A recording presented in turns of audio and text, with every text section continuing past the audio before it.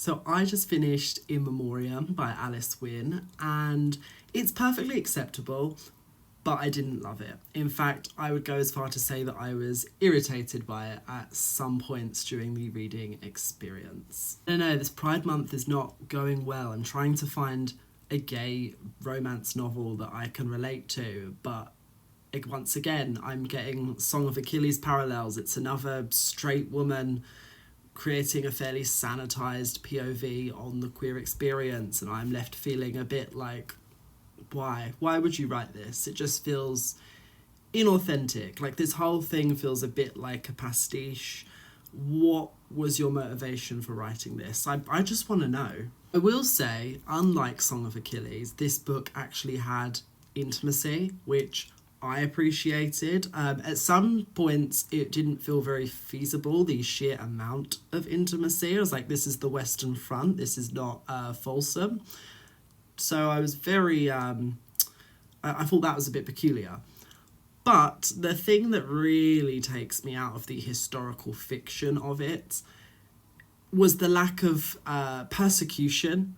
All of the characters, all of the non-gay supporting cast are so cool with the two main characters being gay. They don't understand it necessarily, but there's no like hurtful slurs, gay bashing, and I'm like, really? Okay, like, if I'm getting called names on the playground in 2015, I know for a fact that in 1915 they were getting called much worse. So this, I don't know, I was kind of offended by it, dare I say. Like, it just felt a bit rose tinted, especially when it's written by someone who is not basing this off of any lived-in experience. I mean, how can she? She says at the end, she like acknowledges her husband. So it's like, oh, okay, you're not a queer person, but you're writing about queer people. Why? Like, people can do that, but I would just appreciate a bit more research to really get the depth of character and understand how these people were treated in that certain time and place. Because even the main characters themselves, when it came to their sexuality, they were so well adjusted, and I was like, this is not, that's not, where's the abnegation, where's the self-loathing, where's the long nights where you're thinking to yourself as like a young gay person, like, oh, am I going to grow out of this, or is this just my new normal? Like, why is nobody else like me? Like, there was none of it, and I found that very strange. I suppose you could argue that because it's World War One, the circumstances are so grave and serious that the characters are like, who cares? You know, like, we don't care that these two men are into each other, like, we have bigger fish to fry. But that also doesn't wash with me, because it just doesn't feel accurate to the time. So many of these young boys would have been indoctrinated by Catholicism or any other sort of like fundamentalist Christian movements that view like sodomy as a sin. So I just find it very strange that they're in the trenches with boys from all different social classes, and there's not one of them that's like, oh, this is disgusting, I'm going to report you, you're going to be court-martialed, etc. Like, everyone's so compassionate, and it felt, there was a censorship to it that felt pretend. Like, is it because this is a straight woman writing this? She's like, oh, I can't put any like homophobia in my book because like it's not favourable under a modern reading guise. Like, what's going on here? Why was it so censored? And I'm reading this in the 21st century being like, oh, did we socially regress? Like, what has happened? Why are all of these soldiers so okay with the fact that these two men like each other? Like, why am I being put through so much crap now? It's like, no, this is just bad historical fiction, in my opinion.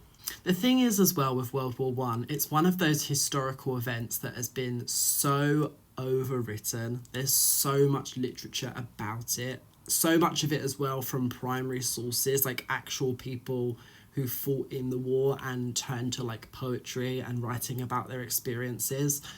So books like this inherently feel unnecessary. Like, if you're not going to give me some interesting twist, then why does this book even exist? That rhymed. But it's like, if I compare this, for example, to The Book Thief, that's about World War Two, not One.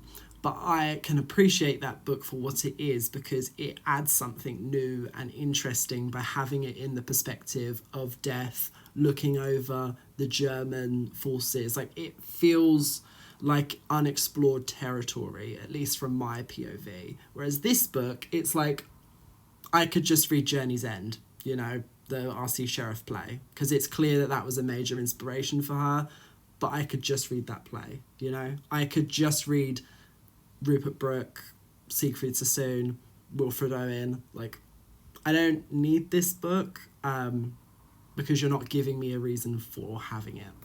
It also tries way too hard to get into the pocket of British sense of humour. Like, all of the prisoner of war stuff, it tries very hard to be slapstick. And for me, it flounders. I don't get that vibe. And when I looked into it, I was like, oh, this writer's American. That's why it's not coming through. Like, I don't get the sense that this was written by an English person, because even though she studied at Oxford, there's still a disconnect. I'm like, no. Tone was so confusing as well, because when we're out on the Western Front and we're with Elwood, everything is so grim and dark and horrifying, as it should be. But then it will cut to Henry Gorn, our other like male character, who it's not very realistic. Like, he gets fatally injured in the chest. He gets like shot in the chest, but then he's saved because one of the like German soldiers recognizes him, or like hears him speaking German, and so has sympathy for him. And I'm like, okay, that wouldn't happen. Like, they would just leave him to die. But no, he gets taken in and makes like a full recovery, and it's very like, really. And, you know, you don't have to be Nostradamus to predict what happens next. Like, it's a classic misdirect. Like, oh, we're supposed to think that he's going to be the one who's messed up. But no, of course, it's Elwood. It's the other main character who's on the Western Front, who takes part in the Somme. And then it just becomes like a queer Jane Eyre. Like, Elwood gets horribly disfigured, much like Mr. Rochester in Jane Eyre.